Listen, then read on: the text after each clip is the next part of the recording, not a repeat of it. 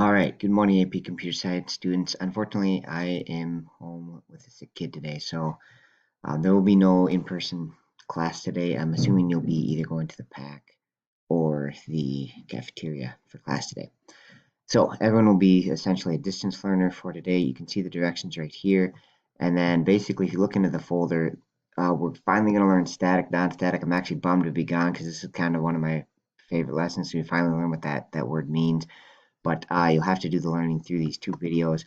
I did find an alternate one from a different teacher, so if it is kind of a confusing concept when you first see it, so if you want to hear it from another perspective, there's kind of an optional video here. Do the first two, but then this one would be optional. And then to kind of gauge if we got it or not, I have a summary here. So definitely do that summary, and then I'll kind of look at that, and we might start there when I'm back on Thursday, hopefully back Thursday, and make sure we've got it figured out then. So make sure you watch these first two parts, do this summary, and then reach out if you have any questions.